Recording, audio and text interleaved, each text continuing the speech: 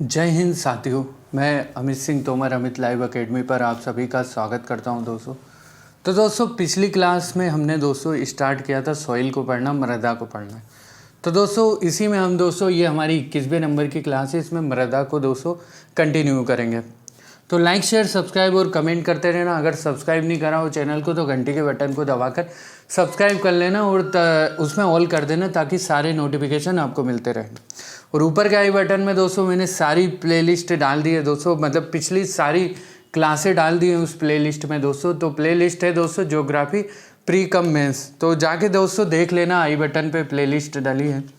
तो चलिए दोस्तों शुरू करते हैं, कंटिन्यू करते हैं। आमंडली मृदा को दोस्तों हम देख रहे थे। तो आमंडली मृदा, इसके अंतर्गत निम्नलिखित मृदाएं सम्मिलित की जाती है। तो पहली है दोस्तों इसमें जलोढ़ मृदा। तो विश्व की सभी बड़ी नदियों की घाटियों में जलोढ़ मृदा पाई जाती है। इसके उत्तम उदाहरण नील नदी की घाटी, गंगा ब्रह्मपुत्र के मैदान एवं मिसिसिपी मिसौरी नदियों की घाटियों में देखने को मिलते हैं। नदियों द्वारा अपनी घाटी एवं डेल्टाई क्षेत्रों में बालू, सिल्ट एवं क्ले के निक्षेपण के फलस्वरूप इस मृदा का निर्माण होता है ना, जलोढ़ मृदा का। नदी के ऊपरी भाग में मृदा के कण प्रायः मोटे होते हैं एवं मुहाने की ओर कणों का आकार छोटा होता जाता है। नवीन निक्षेप एवं विभिन्न प्रकार के चट्टानी कणों के निक्षेप के कारण यह मृदा आवश्यक खनिज तत्वों की दृष्टि से धनी होती है। मृदा की गहराई भी अधिक होती है। इस प्रकार यह विश्व की सर्वाधिक उपजाऊ मृदा में से एक है, जलोढ़ मृदा। फिर देखते हैं दोस्तों पर्वतीय मृदा को। तो विश्व के अधिकांश पर्वतों के ढालों एवं पर्वत पहाड़ी प्रदेश में यह मृदा पाई जाती है। ढाल पर स्थित होने के कारण मृदा की परत पतली होती है। साथ ही यह मृदा पूर्णतः विकसित नहीं होती, पर्वतीय मृदा। अब दोस्तों देखते हैं लोएस मृदा क्या है। तो लोएस मृदा है जो दोस्तों, लोएस मृदा का सबसे विस्तृत क्षेत्र उत्तर पश्चिम चीन में है, जहाँ मध्य एशिया एवं मुख्य रूप से गोबी मरुस्थल से वायु द्वारा लाए गए धूल कणों के द्वारा इसका निर्माण होता है लोएस मृदा का। इसके मतलब लोएस मृदा के अलावा इसके अलावा मध्यवर्ती यूरोप में मुख्यतः यूक्रेन एवं मिसिसिपी प्रदेश में लोएस मृदा पाई जाती है। वायु द्वारा लाए गए बारीक धूल कणों के निक्षेपण के फलस्वरूप लोएस मृदा का निर्माण होता है। वर्षा कम होने के कारण इसमें अपक्षालन की क्रिया नहीं होती, फलस्वरूप पोषक तत्व सुरक्षित रहते हैं। बारीक कणों द्वारा निर्मित होने एवं मृदा की गहराई अधिक होने के कारण यह उपजाऊ होती है लोएस मृदा। फिर है दोस्तों हिमानी मृदा। तो दोस्तों हिमानी मृदा जो है मुख्य रूप से कनाडा, उत्तरी अमेरिका एवं यूरोप के उत्तरी मैदान में पाई जाती है। हिमानी मृदा दोस्तों चट्टानों के बड़े टुकड़े मौजूद होने के कारण इस मृदा की उर्वरा शक्ति बहुत कम होती है। हिमानी मृदा की मतलब उर्वरा शक्ति कम होती, क्यों? तो चट्टानों के बड़े टुकड़े पाए जाने के कारण। फिर है दोस्तों सेकंड हेडिंग आप देख रहे होंगे भारत में मृदा का वर्गीकरण। तो भारतीय कृषि अनुसंधान परिसर अर्थात IKR के तत्वाधान में राष्ट्रीय मृदा सर्वेक्षण एवं भूमि उपयोग नियोजन ब्यूरो द्वारा भारतीय मृदा पर सर्वेक्षण किए गए। आयकर ने उत्पत्ति, रंग, संयोजन तथा अवस्थिति के आधार पर भारतीय मृदाओं को 8 प्रकारों में वर्गीकृत किया, जिनका संक्षिप्त विवरण नीचे दिया गया है। तो दोस्तों आयकर ने बांटा, इसको देखते हैं। तो आयकर ने क्या बांटा? पहले में जलोढ़ मृदा। तो जलोढ़ मृदाएं सतलज, गंगा और ब्रह्मपुत्र नदियों की विस्तृत घाटी क्षेत्रों और दक्षिणी प्रायद्वीप के सीमावर्ती भागों में पाई जाती हैं। यह सकल मृदाओं के क्षेत्रफल के लगभग 40% भाग पर विस्तृत है। भारत की सबसे उपजाऊ भूमि के 6.4 करोड़ हेक्टेयर क्षेत्र में ये मृदाएं फैली हुई है। ये निक्षेपण मृदाएं हैं जो नदियों की घाटियों, बाढ़ मैदानों और डेल्टा प्रदेशों में पाई जाती है। इसके विपरीत प्राचीन जलोढ़ दोआब क्षेत्र में पाया जाता है। इन मृदाओं का निर्माण था जलोढ़ मृदाओं का निर्माण हिमालय पर्वत और विशाल भारतीय पठार से निकलने वाली नदियों द्वारा बहाकर लाई गई गाद और बालू के लगातार जमाव से हुआ है। जलोढ़ मृदाओं का गठन बलुई दोमट से मृत्तिका दोमट तक होता है। इसमें जलोढ़ मृदा में दोस्तों पोटास व चूने की अधिकता होती है, लेकिन फास्फोरस, नाइट्रोजन एवं जैव पदार्थों की कमी होती है। सामान्यतः जलोढ़ मृदाएं धुंधले से लालामी भूरे रंग तक की होती है। इसका रंग निक्षेपण की गहराई, जलोढ़ के गठन और निर्माण में लगने वाले समय अवधि पर निर्भर करता है। अववाहित एवं नवीन होने के कारण इन मृदाओं में परिच्छेदिका का विकास होता है, अर्थात जलोढ़ मृदा में परिच्छेदिका का विकास कम होता है ना। पश्चिम से पूर्व की ओर इनमें बालू की मात्रा घटती जाती है और मृदा की उपजाऊ शक्ति बढ़ती जाती है। जलोढ़ मृदा के अत्यधिक उपजाऊ होने एवं गहन कृषि के कारण इस मृदा वाले भू भाग भारत के सघन बसे प्रदेश है। इस मृदा प्रदेश में जलोढ़ मृदा में अर्थात धान, गेहूं, गन्ना, दलहन, तिलहन आदि फसलों की खेती होती। इसे धान का कटोरा भी कहा जाता है जलोढ़ मृदा को। अब दोस्तों देखते खादर और बांगर क्या क्या है। तो खादर जो है दोस्तों, नवीन जलोढ़ से निर्मित मैदान खादर कहलाते। लगभग प्रत्येक वर्ष इसकी मृदा नवीनीकृत होती रहती है।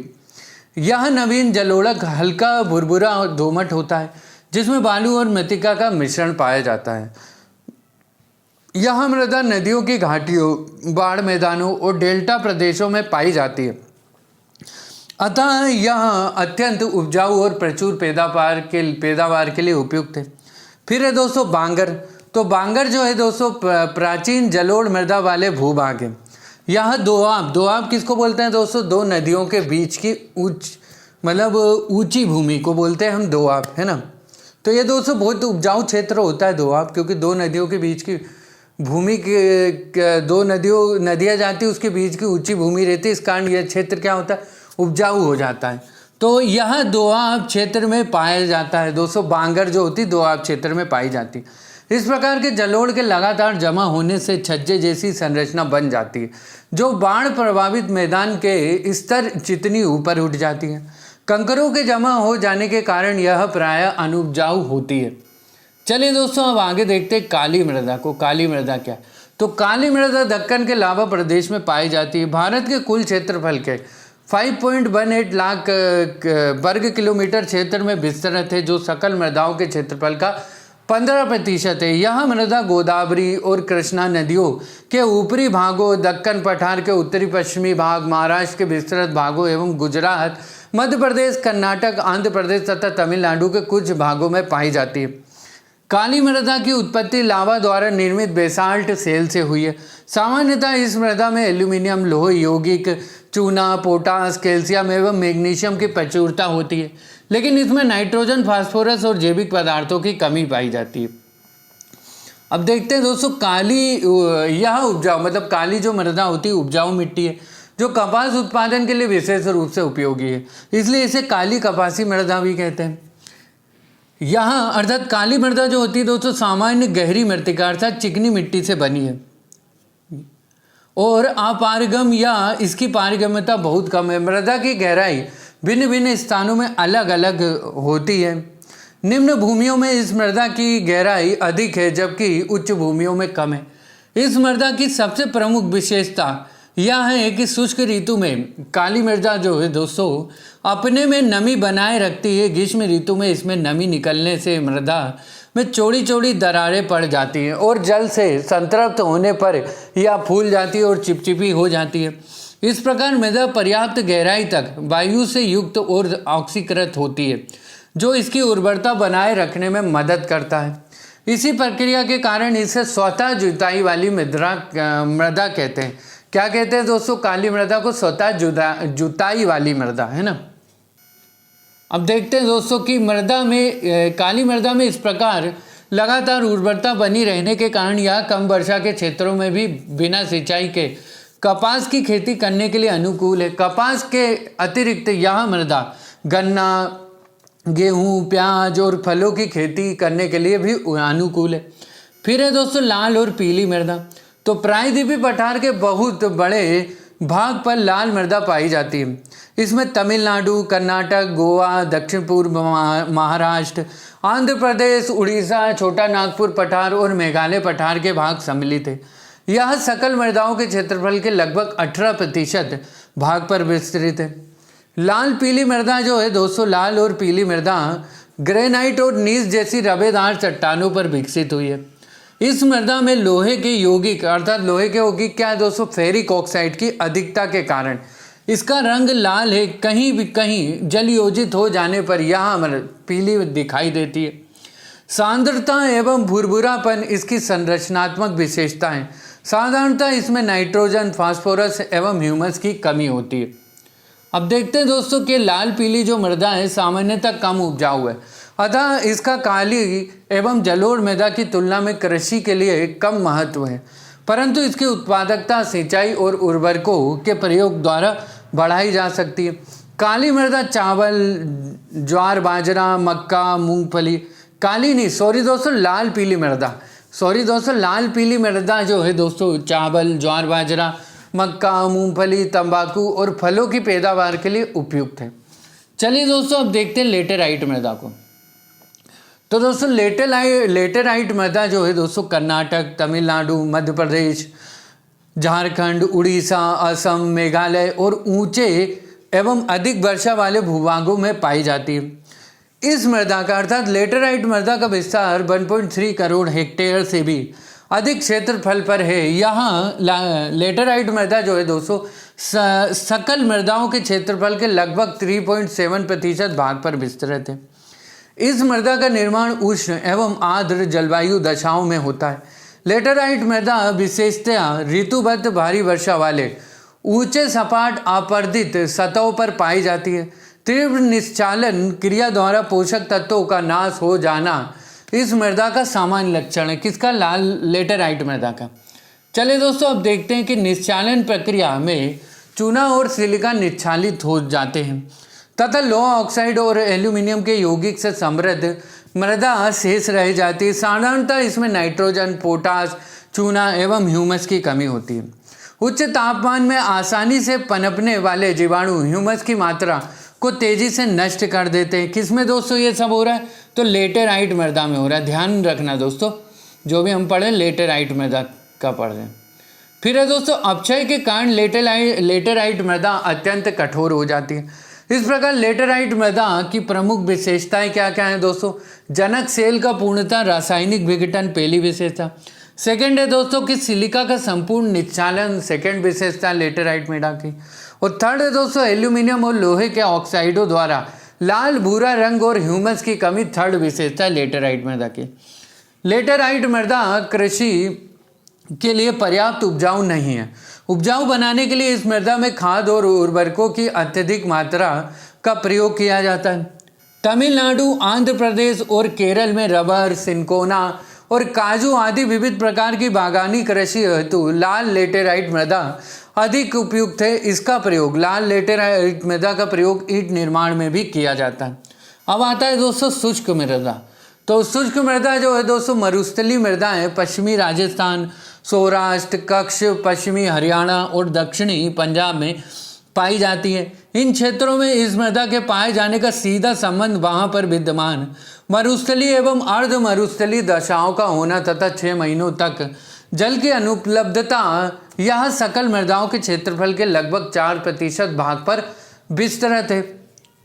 शुष्क मृदा को देखते हैं दोस्तों और भी क्या है। तो जैव पदार्थों की कमी सहित बलुई एवं पथरीली मृदा, ह्यूमस का कम होना, वर्षा का कभी कभी होना, आर्द्रता की कमी और लंबी शुष्क ऋतु मरुस्थलीय मृदा की विशेषता। इस मृदा में संस्तरों का विकास कम होता है। शुष्क मृदा के क्षेत्र में वनस्पति विरल होती है। रासायनिक अपक्षय सीमित है। मृदा का रंग लाल या हल्का भूरा होता है। फिर है दोस्तों कि सामान्यतः शुष्क मृदा में कृषि के लिए आधारभूत आवश्यकताओं की कमी होती, परंतु जब जल उपलब्ध होता है तो उर्वरकों की उपयुक्त मात्रा उपलब्ध कराकर इस मृदा में विविध प्रकार की फसलें जैसे कि दोस्तों कपास, चावल, गेहूं आदि पैदा की जा सकती है। मरुस्थलीय भागों में दैनिक तापांतर उच्च होने के कारण चट्टानों के अपक्षय की दर बढ़ जाती है। इस प्रकार की मृदा में मुख्य रूप से रेत कण पाए जाते हैं जिसमें ह्यूमस की मात्रा कम होती है। कुछ क्षेत्रों की मृदाओं में नमक की मात्रा इतनी अधिक होती है कि इनके जल को बाष्पीकृत करके नमक प्राप्त किया जाता है शुष्क मृदाओं से दोस्तों। और दोस्तों शुष्क मृदा में क्या होता है दोस्तों, इसमें नाइट्रोजन अपर्याप्त और फास्फेट सामान्य मात्रा में होते हैं। अब दोस्तों देखते हैं, हमको यहाँ पे डायग्राम में दोस्तों दिखाया गया है। तो भारत में मृदा के प्रमुख प्रकार एवं उनका विवरण दोस्तों। तो दोस्तों यहाँ पे आपको टेबल दी गई है। टेबल में दोस्तों आप क्या है, पूरा ये डायग्राम जब स्क्रीनशॉट ले लेंगे आपको समझ में। यहाँ पे बताया गया है दोस्तों कि कौन सा एरिया कौन सा, जैसे फॉरेस्ट एंड हिल का एरिया ये वाला रहा है ना, और सेलाइन एंड डेजर्ट का ये रहा, लेटेराइट का ये रहा।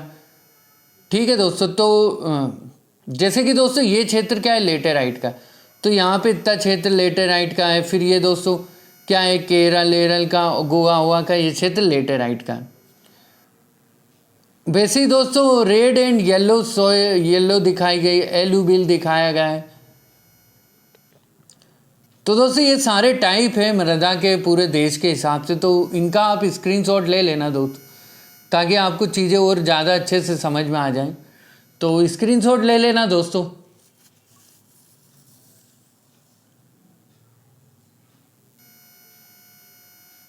तो इसका स्क्रीनशॉट ले लो दोस्तों, फिर ऊपर का भी दे देता हूं दोस्तों, तो इसका भी ले लो स्क्रीनशॉट। चलिए दोस्तों अब देखते बनी मृदा को, कि बनी मृदा क्या होती है। बनी मृदा तो पर्वतीय भागों में भू आकृतिक, भूवैज्ञानिक, वनस्पति एवं जलवायु दशाओं की विविधता तथा जटिलता के कारण बनी मृदा या एक ही तरह की मृदा के बड़े बड़े क्षेत्र नहीं मिलते। खड़े ढाल वाले उच्चावास प्रदेश मृदा विहीन होते हैं। बनी मृदा के विभिन्न प्रदेशों में अलग अलग प्रकार की फसलें उगाई जाती हैं, जैसे चावल नदी घाटियों में, फलों के बाग ढलानों पर, और आलू लगभग सभी क्षेत्रों में पैदा किए जाते हैं। बनी मृदा का निर्माण पर्वतीय क्षेत्रों जैसे कि सह्याद्री, पूर्वांचल और हिमालय पर्वत श्रेणी में हुआ है। ये पर्याप्त वर्षा वाले वनों में निर्मित होती है बनी मृदा। घाटियों में ये दोमट और पांशु होती है तथा ऊपरी ढालों पर ये मोटे कणों वाली होती है। निचली घाटियों में पाई जाने वाली मृदाएं उर्वर होती हैं। तीव्र ढाल पर मृदा काफ़ी पतली और कम उपजाऊ होती है। बनी मृदा भारत के कुल क्षेत्रफल के लगभग 3 लाख वर्ग किलोमीटर में विस्तृत है। अब दोस्तों लवड़ी मृदाएं या ऊसर मृदाएं क्या है दोस्तों, देखते हैं। तो लवड़ी मृदा जो है दोस्तों अत्यधिक सिंचाई वाले गहन कृषि क्षेत्रों में, विशेष रूप से हरित क्रांति वाले क्षेत्रों में उपजाऊ जलोढ़ मृदाएं भी लवड़ी होती जा रही हैं। इनका अधिकतर प्रसार शुष्क और अर्ध शुष्क क्षेत्रों में पंजाब और हरियाणा, पश्चिमी गुजरात, पूर्वी तट के डेल्टाओं और पश्चिमी बंगाल के सुंदरबन क्षेत्रों में है। चलिए दोस्तों अब देखते हैं कि इन मृदाओं के कौन सी दोस्तों, लवड़ी मृदा है ना। तो लवड़ी मृदाओं को विभिन्न स्थानों नामों से भी जाना जाता है। यथा क्या है दोस्तों, रेह, कल्लर, ऊसर, राकर, धूर, काल और चौपन जो है दोस्तों इसके नाम है लवणी मृदा के। मुख्य रूप से शुष्क जलवायु और खराब आबहवा के कारण तथा डेल्टा प्रदेश में समुद्री जल प्लावन में इनमें लवणों की मात्रा बढ़ती जाती है। मृदा लवणता की समस्या से निपटने के लिए जिप्सम का प्रयोग करने की सलाह दी जाती है। इनकी संरचना बलुई से लेकर दोमट तक होती है। यह मृदा अनुपजाऊ होती है, लवड़ी मृदा। तो दोस्तों लवड़ी मृदा में क्या होता है, नाइट्रोजन और चूने की कमी एवं सोडियम, पोटेशियम और मैग्नीशियम का अनुपात अधिक होता है। फिर आता है दोस्तों पीट मृदा। तो पीट मृदा जो होती है दोस्तों, पीट मृदा भारी वर्षा और उच्च आर्द्रता वाले क्षेत्रों जैसे कि केरल, उड़ीसा, पश्चिम बंगाल, तमिलनाडु के तटीय क्षेत्रों में पाई जाती है। पीट मृदा वाले क्षेत्रों, इन क्षेत्रों में मृत जैव पदार्थ बड़ी मात्रा में एकत्रित हो जाते हैं, जो मृदा को ह्यूमस और पर्याप्त मात्रा में जैविक तत्व प्रदान करते हैं। इन मृदाओं में जैव पदार्थों की मात्रा 40 से 50% तक होती है। इस क्षेत्रों में सघन वनस्पति का विकास होता है। यह मृदा सामान्यतः गाढ़े, क्या है दोस्तों, पीट मृदा जो है दोस्तों सामान्यतः गाढ़े और काले रंग की होती है। दोस्तों अनेक स्थानों पर यह क्षारीय होती है पीट मृदा। अब दोस्तों मृदाएं दी गई है, क्षेत्र दिया गया है, मुख्य फसल दिया गया है, पोषकों की प्रचुरता और पोषक तत्वों का अभाव। देखते हैं दोस्तों टेबल में क्या क्या है। तो दोस्तों जलोढ़ मृदा में दोस्तों क्या देख रहे हैं हम, क्षेत्र क्या है, तो सिंधु हो गया, गंगा हो गया, ब्रह्मपुत्र का दोआब, सिंधु गंगा ब्रह्मपुत्र का दोआब, समुद्र का तटीय क्षेत्र में जलोढ़ मृदा पाई जाती है। जलोढ़ मृदा में मुख्य फसलें क्या क्या है दोस्तों? धान, गेहूं, गन्ना, आलू, तिलहन एवं दलहन फसलें उगाई जाती है जलोढ़ मृदा में। पोषकों की प्रचुरता में दोस्तों क्या है? जलोढ़ मृदा में पोटास व चूना की प्रचुरता होती है। फिर पोषक तत्वों का अभाव कौन कौन से, मतलब पोषक तत्व कम होते जलोढ़ मृदा में? तो नाइट्रोजन, फास्फोरस तथा जीवांश पदार्थ कम होते जलोढ़ मृदा में। अब आता है दोस्तों लाल मृदा। तो लाल मृदा का जो क्षेत्र होता है दोस्तों वो होता है तमिलनाडु, कर्नाटक, उड़ीसा, दक्षिण पूर्वी महाराष्ट्र, ये लाल मृदा का क्षेत्र है। लाल मृदा में मुख्य फसलें हैं दोस्तों मूंगफली, केला, तंबाकू, ज्वार, कपास, गेहूं, मक्का उगाया जाता है। फिर पोषक में क्या क्या प्रचुरता होती है? तो लाल मृदा में लोहे की बहुत प्रचुरता होती है। और अभाव किसका होता है लाल मृदा में? तो नाइट्रोजन, फास्फोरस तथा जीवांश पदार्थों का अभाव होता है। अब देखते हैं दोस्तों काली मृदा में क्या क्या होता है। तो काली मृदा में जो होता है दोस्तों वो काली मृदा महाराष्ट्र, गुजरात व मध्य प्रदेश में पाई जाती है। कपास, सोयाबीन, चना, ज्वार, गेहूं उगाया जाता है काली मृदा में। और प्रचुरता होती पोटास, चूना, मैग्नीशियम और एल्यूमिनियम की प्रचुरता होती काली मृदा में। और अभाव क्या रहता, मतलब कमी क्या रहती काली मृदा में? तो नाइट्रोजन, फास्फोरस तथा जीवांश पदार्थों की कमी रहती काली मृदा में। फिर आता है दोस्तों लेटेराइट मृदा। तो दोस्तों कर्नाटक, केरल, मध्य प्रदेश, ओडिशा के पर्वतीय 5 क्षेत्रों में लेटेराइट मृदा पाई जाती है। चाय, कॉफी, रबड़, सिनकोना, काजू ये लेटेराइट मृदा में उगाया जाता है। प्रचुरता होती है लेटेराइट मृदा में लोहा व एल्यूमिनियम की प्रचुरता होती है। और अभाव होता है लेटेराइट मृदा में नाइट्रोजन, फास्फोरस, पोटास व चूने का अभाव होता है लेटेराइट मृदा में। फिर आता है दोस्तों मरुस्थलीय मृदा। तो दोस्तों पंजाब, हरियाणा, राजस्थान, पश्चिमी उत्तर प्रदेश में मरुस्थलीय मृदा पाई जाती है। बाजरा, ज्वार, मोटा अनाज, सरसों ये दोस्तों मरुस्थलीय मृदा में उगाया जाता है। तो दोस्तों राजस्थान के क्षेत्र में आप लगा सकते हैं कि क्या क्या ज़्यादा होता है? बाजरा होता है, ज्वार होता है, मोटा अनाज और सरसों होता है राजस्थान में, है ना। फिर है दोस्तों प्रचुरता किसकी होती है मरुस्थलीय मृदा में? तो लवण हो गया और फास्फोरस की प्रचुरता होती है मरुस्थलीय मृदा में। कमी होती है दोस्तों नाइट्रोजन तथा जीवांश पदार्थों की मरुस्थलीय मृदा में कमी होती है। और पर्वतीय मृदा का देखते हैं दोस्तों। तो कश्मीर से लेकर अरुणाचल प्रदेश तक का क्षेत्र जो पर्वतीय मृदा का है। पर्वतीय मृदा में सेब और नाशपाती, आलू इनको उगाया जाता है। और प्रचुरता होती पर्वतीय मृदा में पोटास, चूना व फास्फोरस की प्रचुरता होती है। और कमी होती है दोस्तों जीवांश पदार्थों की कमी होती है पर्वतीय मृदा में। तो ये दोस्तों भारतीय मृदाओं के प्रमुख प्रकार और उनका वितरण एवं मुख्य विशेषताएं हमने देख ली। अब दोस्तों क्या देखते हैं कि भारतीय मृदाओं की समस्या क्या है। तो भारतीय मृदाएं कई समस्याओं से ग्रस्त हैं, जिनमें मृदा अवकर्षण, मृदा अपरदन, मरुस्थलीकरण, जल भराव, लवणता एवं क्षारीयता, बंजर भूमि आदि प्रमुख है। फिर है दोस्तों देखते हैं मृदा अपकर्षण होता क्या है, सोइल डिग्रेडेशन। तो सामान्यतः मृदा अपकर्षण को मृदा गुणवत्ता या उर्वरता के ह्रास के रूप में परिभाषित किया जा सकता है। इसमें मृदा का या तो पोषण स्तर निम्न हो जाता है या मृदा संरचना में परिवर्तन या पीएच अर्थात क्षारीयता में परिवर्तन हो सकता है। भारत में मृदा संसाधन के अवनयन का प्रमुख कारक मृदा अवकर्षण है।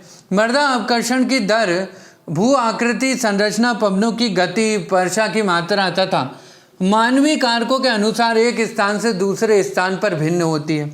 मृदा अपकर्षण के अंतर्गत मृदा अपरदन, भौतिक अवनयन, रासायनिक अवनयन और जैविक अवनयन सम्मिलित है। अब देखते हैं दोस्तों मृदा अपरदन अर्थात सोइल इरोजन क्या होता है दोस्तों। तो अभी हमने क्या देखा था दोस्तों मृदा अपकर्षण, अब देखते हैं मृदा अपरदन, सोइल इरोजन। तो दोस्तों यह जो है प्राकृतिक कारकों द्वारा मृदा प्रतिस्थापन की तुलना में मृदा विनाश की तीव्र दर है मृदा अपरदन। अपरदनात्मक प्रक्रियाएं तथा मृदा निर्माणकारी प्रक्रियाएं साथ साथ घटित होती हैं। सामान्यतः इन दोनों प्रक्रियाओं में एक संतुलन बना रहता है। जब इन दोनों प्रक्रियाओं के मध्य प्राकृतिक अथवा मानवीय कारकों से संतुलन बिगड़ जाता है, परिणाम स्वरूप मृदा का अपरदन शुरू हो जाता है। कुछ मृदा का अपरदन मानवीय हस्तक्षेप के बिना हो जाता है, लेकिन मानवीय कारक प्रायः प्राकृतिक प्रक्रियाओं की गति को बढ़ा देते हैं। उदाहरण स्वरूप निर्वनीकरण, अत्यधिक चराई, जूम कृषि, अवैज्ञानिक कृषि पद्धतियाँ, अवसंरचना निर्माण द्वारा प्राकृतिक अववाह का अपवर्तन एवं अवरोध तथा खनन के अवैज्ञानिक तरीके आदि भूमि पर निरंतर बढ़ती जनसंख्या दबाव के साथ मृदा अपरदन की समस्या भी बढ़ती जाती है। मानव बस्तियों, कृषि, पशुचारण तथा अन्य निर्माणकारी गतिविधियों के कारण प्राकृतिक वनस्पतियों को नष्ट किया जाता है। अब देखते हैं दोस्तों, यहाँ पे जैसा कि आपको रेन ड्रॉप इम्पैक्ट डैमेज दिखाया गया होगा दोस्तों, मृदा पर वर्षण का क्या प्रभाव पड़ेगा, तो ये डायग्राम में दिखाया गया है दोस्तों, है ना। तो ये डायग्राम का दोस्तों स्क्रीनशॉट ले लेना और देख लेना क्या क्या है इसमें डायग्राम में। तो दोस्तों water is 800 times heavier than air. तो ये क्या करता है दोस्तों, ज़्यादा प्रभाव डालता है, मतलब मृदा का क्या कटाव होने लगता है। तेज़ी से जब बारिश की बूंद गिरती है मृदा पर तो क्या होता है दोस्तों, मृदा जब गिरेगी पानी की गेंदें तो कुछ मिट्टी छलकेगी भी आगे की तरफ, और पानी के साथ क्या रहेगी दोस्तों, मिट्टी चलने लग जाएगी, मतलब बहने लग जाएगी। लेकिन क्या होता है दोस्तों, जितने हम पेड़ लगाएंगे ना, तो पेड़ क्या करते हैं दोस्तों, मृदा को पकड़ के रखते हैं, तो मृदा कटाव को कम करते हैं पेड़। ठीक है दोस्तों, आप जैसा कि डायग्राम में देख रहे होंगे। अब देखते हैं दोस्तों कि स्थलाकृति वर्षा वायु वनस्पति आवरण का अभाव भूमि उपयोग में आदि मृदा अपरदन के प्रमुख कारणों में से। उबड़ खाबड़ स्थलाकृति खड़ी ढाल अपने आकृतिक विशेषताओं के द्वारा मृदा अपरदन के दर को प्रभावित करती है। ढाल और इसकी लंबाई मृदा अपरदन का आकलन करने के लिए मात्रात्मक संबंध स्थापित करने हेतु आवश्यक घटक है। ढाल प्रवणता में वृद्धि के कारण जल के बहाव और मृदा की गति में वृद्धि होती है, जिससे अपरदन में नाटकीय ढंग से वृद्धि होती है। जलवायु के दो प्रमुख तत्व हैं दोस्तों, जलवायु के दो प्रमुख तत्व वायु एवं जल मृदा अपरदन के दो शक्तिशाली कारक हैं। अपरदन की प्रक्रियाओं में गति या तो वर्षण या वायु या इन दोनों बलों के संयुक्त प्रभाव से उत्पन्न ऊर्जा द्वारा निर्धारित होती है। वायु द्वारा अपरदन शुष्क और अर्ध शुष्क प्रदेशों में महत्वपूर्ण होता है। भारी वर्षा वाले प्रदेशों में जल द्वारा किया गया अपरदन महत्वपूर्ण होता है। बूंद अपरदन अथवा स्प्लैश अपरदन, परत अपरदन, नालिका अपरदन, अवनालिका अपरदन के रूप में हो सकता है। तो दोस्तों एक डायग्राम और आपको दिखाया गया है। डायग्राम में दोस्तों जल द्वारा अपरदन के प्रकार दिखाए गए हैं कि जल द्वारा कैसे मृदा का अपरदन होता है। तो ये डायग्राम का दोस्तों स्क्रीनशॉट आप ले सकते हैं, जैसे कि आपको दिख रहा होगा दोस्तों, लेफ्ट साइड में शीट ओरेजन हो रहा है ना। वैसे ही दोस्तों स्प्लेश एरोजन मतलब स्प्लेश कटाव हो रहा है, फिर रिल एरोजन हो गया, गली एरोजन हो गया, स्ट्रीम बैंक एरोजन हो गया और डिपोजिशन हो जाता है ना। चलिए दोस्तों अब देखते हैं आगे कि बूंद अपरदन अथवा स्प्लेश अपरदन क्या है दोस्तों, अर्थात स्प्लेश इरोजन।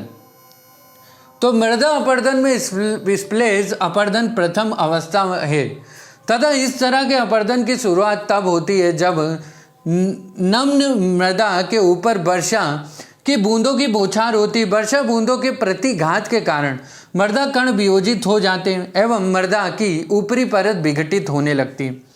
परत अपरदन अर्थात सीट ओरेजन क्या है, तो दोस्तों यहाँ जो है दोस्तों समतल भूमियों पर मूसलाधार वर्षा के पश्चात होता है और इसमें मृदा की सूक्ष्म और अधिक उर्वर ऊपरी परत का कटाव होने लगता है और यह विस्थापित हो जाती है। फिर आता है दोस्तों नलिका अथवा रील अपरदन अर्थात रील एरोजन क्या है, तो दोस्तों इसके अंतर्गत तेज गति से प्रवाहित जल समतल भूमि पर छोटी छोटी नलिकाएं बनाकर प्रवाहित होने लगता है। इस प्रकार भूमि पर नलिकाओं अथवा रील के रूप में अपरदन होने लगता है। अब आता है दोस्तों अवनालिका अपरदन अर्थात गली एरोजन। तो जब रील अपरदन की नालियाँ बड़ी और विस्तृत हो जाती हैं तो कृषि भूमियों के छोटे छोटे टुकड़ों में खंडित कर देती हैं, जिससे वे कृषि के लिए अनुपयुक्त हो जाती है। ऐसे प्रदेशों में जहाँ इनकी संख्या अधिक होती है उत्खात भूमि कहलाती है। मध्य भारत के चंबल घाटी अपने बीहड़ अर्थात बड़े संख्या में गहरी नलिकाएं भूमि या उत्खात स्थलाकृति के लिए प्रसिद्ध हैं दोस्तों। किस लिए? बड़े संख्या में गहरी अवनलिकाएं होती हैं चंबल घाटी में। अब दोस्तों देखते हैं हम, जैसा कि दोस्तों डायग्राम आपको दिया गया है भारत के प्रमुख मृदा अपरदन के क्षेत्र। तो दोस्तों डायग्राम में क्या है दोस्तों आपको बताया गया है, तो मैं आपको जूम करके बता देता हूं दोस्तों कि भारत के प्रमुख अपरदन क्षेत्र क्या क्या है। तो आप दोस्तों इसका स्क्रीनशॉट ले लेना और स्क्रीनशॉट में दोस्तों ये देखना कि gully sheet erosion, sheet erosion, desert erosion, है ना। तो इरोजन दोस्तों दिखाया गया है, जैसे कि ग्लेशियल इरोजन कहाँ हो रहा है, coastal erosion, limit of wind erosion, है ना। तो दोस्तों जैसे कि ये देखिए कि ये वाला कौन सा इरोजन होता है, देखते हैं दोस्तों टेबल में। तो टेबल में दोस्तों ये वाला क्या है, शीट ओरेजन है, ये टाइप है, ठीक है दोस्तों। ये भी शीट ओरेजन हो रहा है, यहाँ पे भी शीट ओरेजन हो रहा है, और यहाँ पे दोस्तों ये जो छोटा सा इरोजन दिख रहा है ये डेजर्ट इरोजन अर्थात एओलाइन इरोजन है। तो दोस्तों ये डायग्राम का आप स्क्रीनशॉट ले लेना, मैं छोटा कर देता हूँ ताकि आप इसका स्क्रीनशॉट ले सकें आधे आधे का। तो स्क्रीनशॉट ले लेना, आपको सारी चीज़ें समझ में आ जाएंगी। ज्योग्राफी को दोस्तों जितना मैप की सहायता से आप याद करेंगे उतना ज़्यादा याद रहेगा, क्योंकि मैप बनाएंगे, डाटा लिखेंगे तो ज़्यादा आपको नंबर मिलेंगे। अन्यथा दोस्तों क्या गप लिखने से नंबर नहीं मिलते हैं। तो दोस्तों और भी ऊपर का स्क्रीनशॉट ले लो अब दोस्तों, ये यहाँ तक का है ना। और दोस्तों जो टेबल दी गई है नीचे, तो उससे आप समझ सकते हैं कि कौन सा मृदा अपरदन होता है कौन से क्षेत्र में, जैसे कि एमपी, यूपी, बिहार हो गया, राजस्थान, दिल्ली, इन सब जगह कौन सा होता है भाई, पूर्वी क्षेत्र में कौन सा होता है मृदा अपरदन का, कैसे भी क्वेश्चन दे सकता है प्री में दोस्तों। अब देखते हैं दोस्तों, आगे पढ़ते हैं इससे हेडिंग में कि भूमि उपयोग जैसे कृषि और पशुचारण गतिविधियां मृदा अपरदन के प्रमुख कारण हैं। मानवीय क्रियाकलापों से रहित वनों में मृदा अपरदन की दर सबसे कम होती है। हालांकि जो ही वन भूमि कृषि भूमि में बदलते हैं, अपरदन की दर में वृद्धि हो जाती है, क्योंकि निर्वनीकरण, अत्यधिक चराई और जुताई प्रारंभ हो जाती है। वनस्पति आवरण मृदा के अपरदन को रोक कर रखती है। जीवित और मृत पौधों के जैव पदार्थ मृदा में वायु और जल को प्रवाहित कर मृदा के अपरदन को कम करती है। पौधों की जड़ें मृदा को बांधे रखकर अपरदन को रोकती है। पौधों की जड़ों द्वारा जल का अवशोषण मृदा जल को कम करता है और अंतः स्पंदन दर को बढ़ाता है। फिर है दोस्तों लवड़ी एवं क्षारीय मृदा का दोस्तों देखते हैं। तो जिन क्षेत्रों में वर्षा अपेक्षाकृत कम होती तथा वाष्पीकरण की दर वर्षण दर से अधिक होती है, वहाँ लवड़ी एवं क्षारीयता की समस्या विद्यमान रहती है। ऐसी स्थिति में केशिका क्रिया द्वारा मृदा में उपस्थित सोडियम एवं कैल्शियम लवणों का मृदा की ऊपरी सतह की तरफ आकर्षण होता है तथा मृदा की ऊपरी परत पर ये लवण एक सफ़ेद परत के समान विस्तृत हो जाते हैं। अब दोस्तों देखते हैं, इसी में आगे बढ़ते हैं। हमको टाइप दिखाए गए, मृदा दिखाई गई है दोस्तों, क्षारीय मृदा दिखाई गई है ना। तो रेह, कल्लर, ऊसर है दोस्तों क्षारीय मृदा, और अम्लीय मृदा दिखाई गई है। तो दोस्तों देखते हैं निर्माण कैसे होता है दोस्तों। तो मृदा में दोस्तों निर्माण कैसे होता है क्षारीय मृदा का दोस्तों। तो नहर सिंचित तथा उच्च जल स्तर वाले क्षेत्रों में क्षारीय मृदा का निर्माण होता है, और अम्लीय मृदा का दोस्तों निचले क्षेत्रों में जलाक्रांति तथा अवायवीय दशाओं में निर्माण होता है। पोषक तत्वों का अभाव दोस्तों देखते हैं तो क्षारीय मृदा में नाइट्रोजन का अभाव होता है, और अम्लीय मृदा में पोटाश तथा फास्फेट की कमी होती है।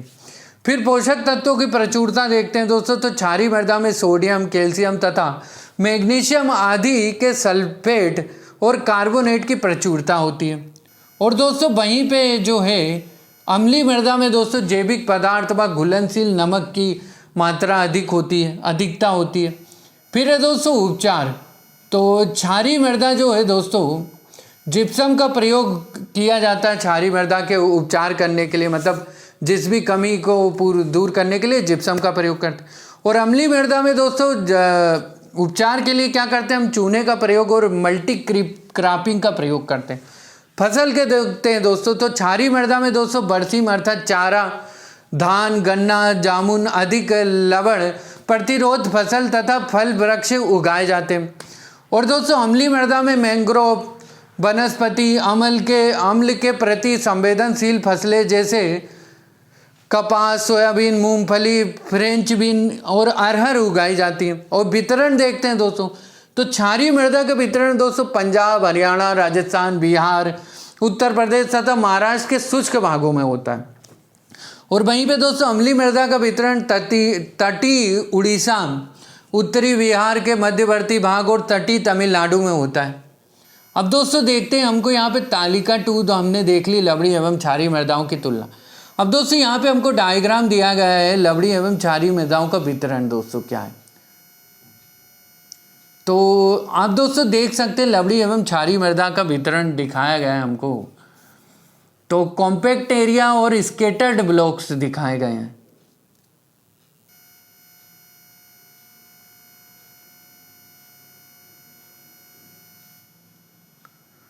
तो दोस्तों इसका आप स्क्रीनशॉट ले लेना और स्क्रीनशॉट लेके ये सारे मैप इकट्ठे करके एक जगह रख लेना, ताकि आप दोस्तों क्या करोगे, बस कि मैप देखोगे आपको चीज़ें अपने आप समझ में आ जाएंगी। तो चलिए दोस्तों अब आगे देखते हैं जल जमाव को, यानी कि वाटर लॉगिंग्स कैसे होती है। वाटर लॉगिंग, यदि किसी क्षेत्र में जल स्तर इतना अधिक हो जाता है कि वनस्पतियों की जड़ों के मृदा रंध्र संतृप्त हो जाते हैं, तो ऐसे क्षेत्र को जल जमाव के अंतर्गत मानते हैं। जल जमाव अथवा जल मग्नता भारतीय मृदाओं की एक मुख्य समस्या है। यह स्थिति मुख्यतः त्रुटिपूर्ण अफवाह, अत्यधिक वर्षा, भूमि जल स्तर के उन्नयन अर्थात नहर सिंचित क्षेत्रों में और अधिक सिंचाई के कारण उत्पन्न हो जाती है। अत्यधिक सिंचाई के परिणाम स्वरूप जल प्लावित होने से मृदाओं की ऊपरी उर्वर परत हट जाती है एवं मृदा के निचले संस्तरों में जमा हुए लवण धरातल के ऊपर आकर उर्वरता को नष्ट कर देते हैं। चलिए दोस्तों यहाँ पे आपको एक डायग्राम और दिखाएगा जिसमें दोस्तों प्रमुख जल जमाव के क्षेत्र दिखाए गए है ना। तो कौन कौन से दोस्तों जल जमाव के क्षेत्र हैं, तो दोस्तों इसमें फ्रीक्वेंट, लेस फ्रीक्वेंट और ओकेजनल ये क्षेत्र दिखाए गए हैं। तो दोस्तों जैसा कि आप डायग्राम में यहाँ पे देख रहे होंगे, इसका स्क्रीनशॉट ले लेना दोस्तों। तो फ्रीक्वेंट कौन से क्षेत्र है दोस्तों, जैसे कि ये हो गया है ना, कुछ पूर्वी क्षेत्र हो गया, फ्रीक्वेंट क्षेत्र है जल जमाव के, यहाँ पे हो गया। और लेस फ्रीक्वेंट क्षेत्र क्या है दोस्तों, ये हो गया है ना, और यहाँ पे जैसे हो गया दोस्तों, तो ये लेस फ्रीक्वेंट है। और ओकेजनल क्षेत्र दोस्तों ये हो गया, यहाँ पे हो गए, तो ये दोस्तों ओकेजनल क्षेत्र। तो दोस्तों इन सब का आप स्क्रीनशॉट ले ले ताकि और भी अच्छे से आपको समझ में आ जाए। कभी भी क्वेश्चन आए तो आप ये डायग्राम बना के दोस्तों, भारत का नक्शा वैसे इतना अच्छा तो नहीं बनता है, लेकिन फिर भी नॉर्मल हम अगर नक्शा बना देंगे तो हमको नंबर मिल जाएंगे दोस्तों, क्योंकि वहाँ पे क्या है वो डाटा देखते हैं दोस्तों। अब देखते हैं दोस्तों मरुस्थलीकरण क्या है, यानी कि डेजर्टिफिकेशन दोस्तों। तो मरुस्थल का अपने आसपास के गैर मरुस्थली भागों में प्रसार को मरुस्थलीकरण कहते हैं। राजस्थान के थार मरुस्थल के पूर्वी एवं उत्तरी सीमावर्ती क्षेत्रों में पड़ोसी राज्यों के कई भागों में यह समस्या विद्यमान है मरुस्थलीकरण के। फिर है दोस्तों मृदा अपर्दन को देखते हैं। मृदा प्रबंधन, सॉरी दोस्तों, मृदा प्रबंधन अर्थात सॉइल मैनेजमेंट।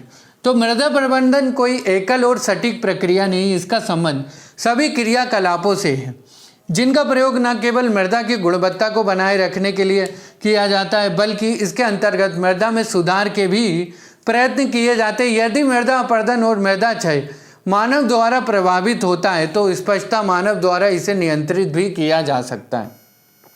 अब देखते हैं दोस्तों मृदा अपर्दन की दर मूल रूप से दोषपूर्ण पद्धतियों से बढ़ती है। उदाहरणतः भारत में नाइट्रोजन, फास्फोरस और पोटेशियम अर्थात NPK उर्वरक का निर्धारित अनुपात 4:2:1 है, लेकिन वास्तविक रूप से 8:4:1 का प्रयोग हो रहा है। 1 डिग्री से अधिक ढाल प्रवणता वाली भूमि का उपयोग कृषि के लिए नहीं होना चाहिए। यदि ऐसे भूमि पर कृषि जरूरी भी हो जाए तो इस पर सावधानी से सीढ़ीदार कृषि की जानी चाहिए। अतिचारण और स्थानांतरी कृषि अन्य प्रमुख दोषपूर्ण पद्धति है। ग्रामवासियों द्वारा सामूहिक रूप से इसे नियमित और नियंत्रित किया जाना चाहिए। मृदा संरक्षण के विभिन्न उपायों को मुख्य रूप से संरचनात्मक एवं जैविक उपायों में वर्गीकृत किया जा सकता है। संरचनात्मक अथवा यांत्रिक उपायों के अंतर्गत समोच्च रेखा के अनुसार मेड़बंदी, समोच्च रेखी सीढ़ीदार कृषि, मृदा का समतलीकरण, पत्थर के मेड़ अथवा अवरोधक बनाना, बेसिन लिस्टिंग इत्यादि विधियां सम्मिलित हैं। समोच्च रेखी जुताई को देखते हैं दोस्तों क्या है। तो पर्वतीय क्षेत्रों में ढाल की दिशा के समरूप ऊपर नीचे जुताई नहीं की जानी चाहिए, बल्कि समोच्च रेखा के अनुरूप सीढ़ीदार जुताई को प्रोत्साहित किया जाना चाहिए। समोच्च जुताई मृदा अपरदन को नियंत्रित करने की प्रभावी पद्धति होती है। मेड़बंदी को देखते हैं दोस्तों। तो खेतों में समोच्च रेखा के अनुसार मेड़ बनाकर जल के प्रवाह को कम किया जा सकता है। यह उपाय वायु के तेज प्रवाह से होने वाले अपरदन को रोकने में भी सहायक होता है। मृदा समतलीकरण द्वारा भी जल के प्रवाह एवं वायु के तेज गति का प्रभाव कम होता है। अब दोस्तों पत्थर के मेड़ अथवा अवरोधक बनाकर, तो नलिका अथवा रिल अपरदन में जल के तेज बहाव को कम करने के लिए पत्थर के मेड़ अथवा अवरोधक बनाए जाते हैं।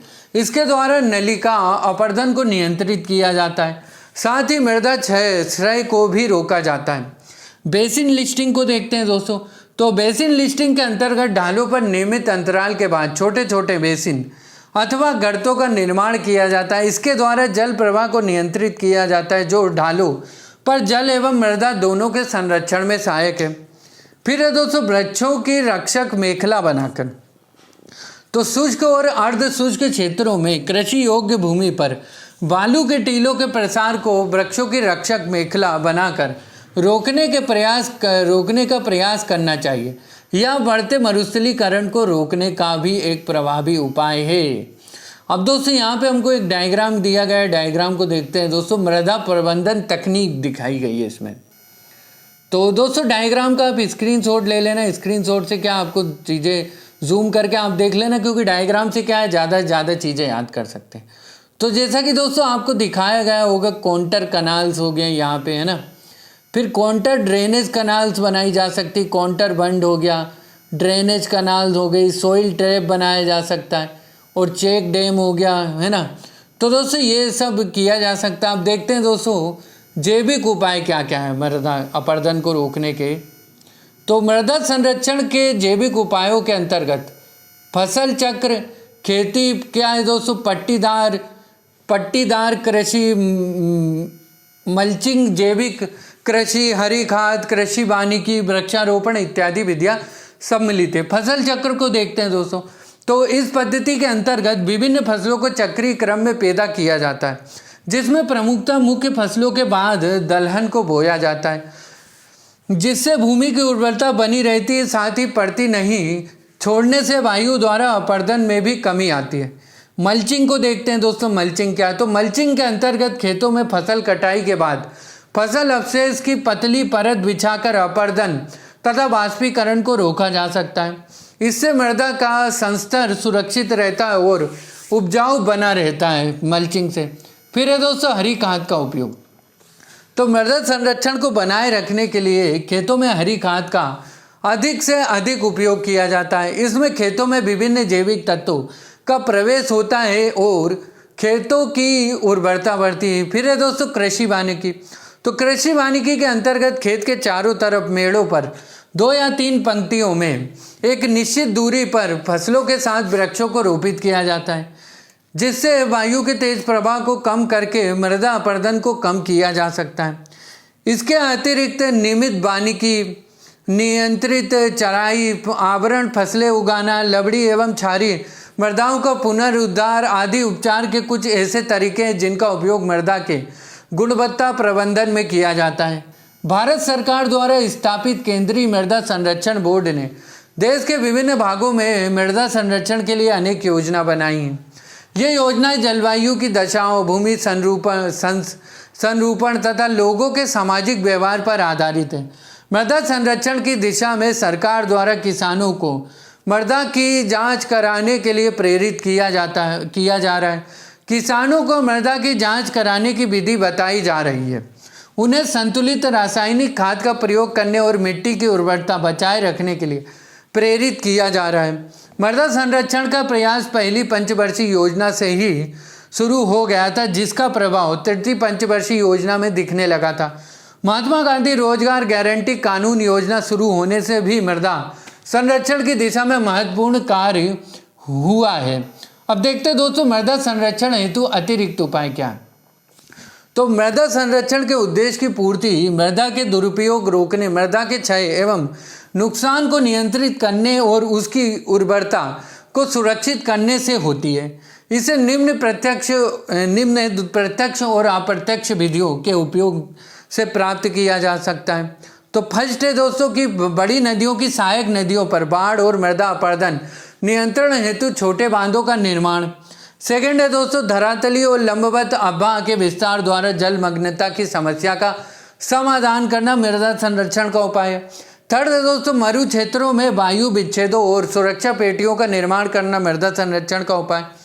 फोर्थ है दोस्तों वैज्ञानिक विधियों अर्थात दोस्तों क्या है जिप्सम आदि का प्रयोग करके क्षारीय मिट्टियों का पुनरुद्धार करना मृदा संरक्षण का उपाय। फिर है दोस्तों वनस्पति रहित क्षेत्रों में रासायनिक उर्वरकों के साथ साथ जैव उर्वरकों के उपयोग में वृद्धि करना मृदा संरक्षण का उपाय है। फिर है दोस्तों कि खाद के रूप में गोबर और वनस्पति के उपयोग को लोकप्रिय बनाना मृदा संरक्षण का उपाय। मानव अपशेष और नगरीय कचरे को खाद में परिवर्तित करना मृदा संरक्षण का उपाय। और वैज्ञानिक सस्य आवर्तन और परती छोड़कर मृदा उर्वरता का संरक्षण करना। अब नालिकाओं का भराव एवं ढलवा सतह के सहारे वेदिकाओं का निर्माण करना मृदा संरक्षण का उपाय। बियर क्षेत्रों का समतल और इन क्षेत्रों में मिट्टी को बांधने वाले पौधों का रोपण करना मृदा संरक्षण का एक उपाय है। झूम कृषि क्षेत्रों का आधुनिक स्थायी कृषि क्षेत्रों में परिवर्तन। शुष्क और पहाड़ी क्षेत्रों में वृक्षारोपण और अत्यधिक पशुचारण पर प्रतिबंध एवं कृषि की नई तकनीकों का अपनाना मृदा संरक्षण का उपाय है। अब देखते हैं दोस्तों कि केंद्र सरकार द्वारा रासायनिक उर्वरकों के साथ साथ जैव उर्वरकों के विवेकपूर्ण उपयोग के माध्यम से समेकित पोषण प्रवर्तन अर्थात क्या दोस्तों INM को बढ़ावा दिया जा रहा है। इसके साथ ही अधिक से अधिक मृदा जांच प्रयोगशाला स्थापित कर मृदा जांच की सुविधा प्रदान की जा रही है। राष्ट्रीय सतत कृषि मिशन NMSA जैविक कृषि को बढ़ावा देने पर राष्ट्रीय परियोजना महात्मा गांधी राष्ट्रीय ग्रामीण रोजगार गारंटी अधिनियम मनरेगा अर्थात क्या है दोस्तों मनरेगा मृदा और भूमि उपयोग सर्वेक्षण केंद्र आदि परियोजनाओं का प्रभाव मृदा के गुणवत्ता प्रबंधन पर हुआ है। फिर है दोस्तों थर्ड हेडिंग देख रहे होंगे प्राकृतिक वनस्पति अर्थात नेचुरल वेजिटेशन क्या है दोस्तों। तो प्राकृतिक वनस्पति प्रकृति के महत्वपूर्ण संसाधनों में से एक है। प्राकृतिक वनस्पति से तात्पर्य पौधों की विभिन्न जातियों के समूह से है जो किसी विशिष्ट पर्यावरण में एक दूसरे के साहचर्य में विकसित हुए हैं। यह मानवीय सहायता के बिना स्वयं वन्य अथवा प्राकृतिक अवस्था में उगते विभिन्न प्रदेशों की वनस्पति पर तापमान एवं वर्षा का स्पष्ट प्रभाव पड़ता है। दूसरे शब्दों में जब वनस्पति लंबे समय तक बिना किसी बाह्य मानवीय हस्तक्षेप के वहाँ पाई जाने वाली जलवायु परिस्थितियों में स्वतः विकास करती हैं तो उसे प्राकृतिक वनस्पति कहा जाता है। देश के विभिन्न क्षेत्रों में वनस्पति क्षेत्र में परिवर्तन हुआ। इस परिवर्तन के मुख्य कारणों में जनसंख्या वृद्धि, कृषि हेतु वन का सफाया, औद्योगिकरण, नगरीकरण आदि दोस्तों। अब दोस्तों हेडिंग देख रहे होंगे प्राकृतिक वनस्पति के विकास तथा वितरण को प्रभावित करने वाले कारक क्या क्या। तो दोस्तों तापमान एक पौधे को अपने विकास के लिए एक न्यूनतम अर्थात लगभग 6 डिग्री सेंटीग्रेड दोस्तों क्या है न्यूनतम मासिक औसत तापमान की आवश्यकता होती है। इससे कम तापमान या अत्यधिक तापमान पर पौधे नष्ट होने लगते हैं। तापमान की भिन्नता वनस्पतियों के आकार प्रकार में भी परिवर्तन का कारण बनती है। इसका स्पष्ट उदाहरण देश के विभिन्न भागों में देखा जा सकता है। उदाहरण के लिए अरुणाचल प्रदेश व असम दोनों राज्यों में अधिक वर्षा होती, किंतु अरुणाचल प्रदेश में निम्न तापमान रहने के कारण वहाँ की वनस्पति के आकार प्रकार में असम की वनस्पति से अंतर पाया जाता है। फिर है दोस्तों वर्षा। तो यह वनस्पतियों के विकास में एक महत्वपूर्ण कारक है वर्षा। विभिन्न पौधों हेतु वर्षा की भिन्न भिन्न मात्रा की आवश्यकता होती है। वर्षा की उपलब्धता के अनुसार वनस्पति के स्वरूप में भी परिवर्तन होने लगता है। वर्षा की मात्रा में कमी आने के साथ वनस्पति की सघनता, जैव भार एवं जैव विविधता में भी कमी आती है। फिर है दोस्तों मृदा। तो मृदा के प्रकार व उसकी अपनी अलग विशेषता का भी वनस्पति पर पर्याप्त प्रभाव पड़ता है। भारत में काली मृदा के क्षेत्रों की वनस्पति जलोढ़ मृदा के क्षेत्रों की वनस्पति से भिन्न होती। इसी प्रकार रेतीली मृदा में भिन्न प्रकार की वनस्पतियां पाई जाती हैं। अब है दोस्तों धरातली स्वरूप। तो धरातली स्वरूप भी वनस्पतियों को प्रभावित करता है। हिमालय के पर्वतीय क्षेत्र में वर्षा की मात्रा व तापमान का वनस्पति पर कोई महत्वपूर्ण प्रभाव दृष्टिगोचर नहीं होता। यहाँ ऊंचाई तथा तापमान ने वनस्पति के स्वरूप को निर्धारित किया। जलवायु और धरातली स्वरूप में अंतर होने के कारण भारत में उष्ण और शीतोष्ण कटिबंधीय दोनों ही प्रकार की वनस्पति पाई जाती है। फिर है दोस्तों सूर्य प्रकाश। तो सूर्य का प्रकाश पौधों की वृद्धि में अत्यंत महत्वपूर्ण भूमिका निभाता है। यह प्रकाश संश्लेषण व अन्य प्रक्रियाएं हेतु आवश्यक है। फिर है दोस्तों प्राकृतिक वनस्पति का वर्गीकरण। तो भारत में जलवायु दशाओं की भिन्नता के परिणाम स्वरूप देश के विभिन्न भागों में अनेक प्रकार की प्राकृतिक वनस्पति पाई जाती है। प्रत्येक पौधे को अपने विकास के लिए निश्चित तापमान, वर्षा व पर्यावरण की आवश्यकता होती है ना। तो पश्चिमी घाट में उष्ण आर्द्र जलवायु के कारण ही उष्ण कटिबंधीय सदाबहार वनस्पति पाई जाती है। शीतोष्ण सदाबहार वनस्पति उत्तर पूर्वी भारत में मिलती है, जबकि कटीली या मरुस्थली या अर्ध मरुस्थली वनस्पति राजस्थान के मरुस्थल व उसके आसपास के भागों में पाई जाती है। भारत के मध्यवर्ती भागों में पर्णपाती वनस्पति वहाँ मौजूद मध्यम जलवायु दशाओं के कारण विकसित हुई है। भारत में पाई जाने वाली प्राकृतिक वनस्पति को सामान्यतः निम्न प्रकारों में विभाजित किया जाता है।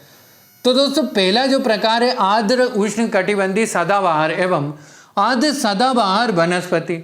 इसमें दोस्तों ए दिया गया अर्थात फर्स्ट दिया गया इसमें आर्द्र उष्ण कटिबंधीय सदाबहार वनस्पति, और बी अर्थात सेकंड दिया गया दोस्तों आर्द्र उष्ण कटिबंधीय अर्ध सदाबहार वनस्पति। फिर है दोस्तों सेकंड टाइप क्या है कि उष्ण कटिबंधीय अर्ध पर्णपाती वनस्पति। थर्ड है दोस्तों उष्ण कटिबंधीय शुष्क वनस्पति, और फोर्थ है दोस्तों ज्वारी वनस्पति, और फिफ्थ है दोस्तों पर्वतीय वनस्पति। अब दोस्तों देखते हैं आर्द्र उष्ण कटिबंधीय सदाबहार एवं अर्ध सदाबहार वनस्पति दोस्तों क्या है। तो दोस्तों ये जो है उष्ण कटिबंधीय वर्षा वन है, जिन्हें उनकी विशेषताओं के आधार पर निम्न दो प्रकारों में वर्गीकृत किया जाता है। इसमें ए है दोस्तों कि आर्द्र उष्ण कटिबंधीय सदाबहार वनस्पति अर्थात पहली है। तो दोस्तों आर्द्र उष्ण कटिबंधीय सदाबहार वनस्पति उन प्रदेशों में पाई जाती है जहां अल्पकालिक शुष्क ऋतु वार्षिक वर्षा 250 सेंटीमीटर से अधिक एवं वर्ष भर आर्द्रता 77% के लगभग होती है। यहाँ वार्षिक तापमान 22 डिग्री सेल्सियस से अधिक होता है। भारत में इस प्रकार की वनस्पति का विकास पश्चिमी घाट के पश्चिमी ढाल पर केरल, कर्नाटक, उत्तर पूर्वी पहाड़ियों तथा अंडमान एवं निकोबार द्वीप समूह में हुआ है। यह वनस्पति विश्वती वनस्पति के समान सघन होती है और वर्ष भर हरी भरी रहती है। इन वनों में प्रति इकाई क्षेत्र पर पेड़ पौधों एवं लताओं की अत्यंत गहन और सघन परत होती है, जहाँ भूमि के नज़दीक झाड़ियाँ और लताएं होती हैं।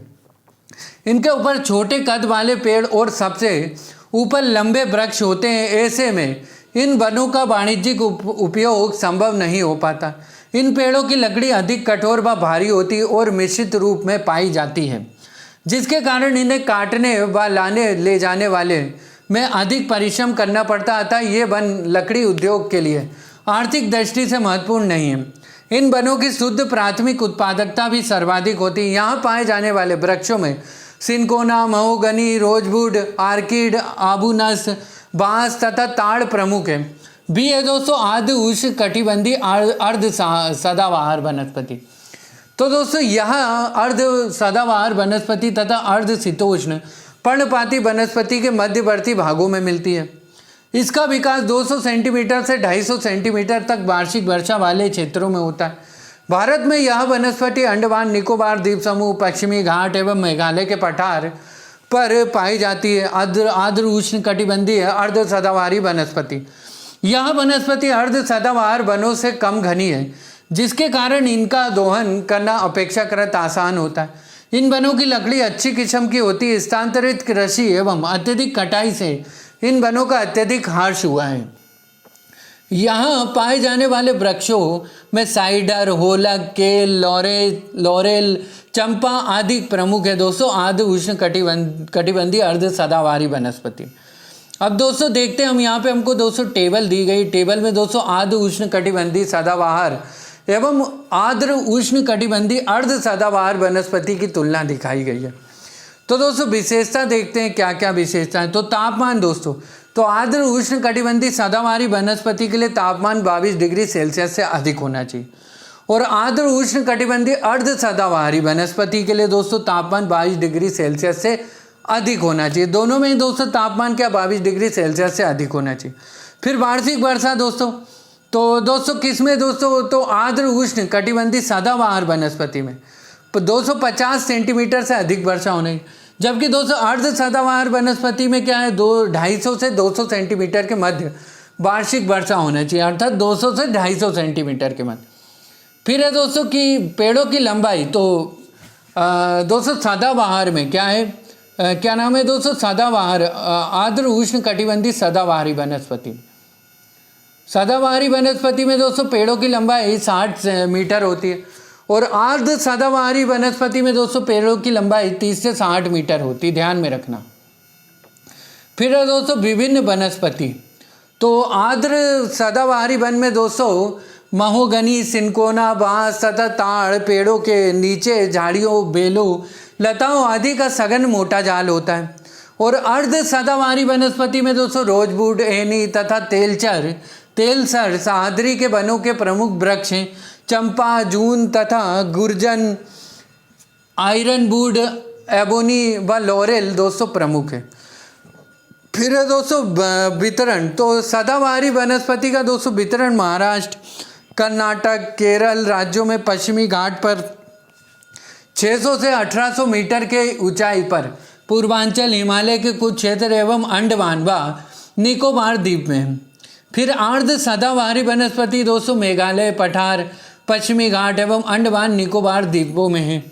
अब दोस्तों तालिका हमने देख ली अर्ध उष्ण कटिबंधीय सदाबहारी वनस्पति एवं अर्ध उष्ण कटिबंधीय अर्ध सदाबहारी वनस्पति की तुलना। अब दोस्तों सेकेंड है उष्ण कटिबंधीय अर्ध पर्णपाती वनस्पति क्या है दोस्तों, तो दोस्तों भारत की सबसे विस्तृत वनस्पति पेटी है उष्ण कटिबंधीय अर्ध पर्णपाती वनस्पति। इन वनस्पतियों को मानसूनी वनस्पति की संज्ञा दी जाती है।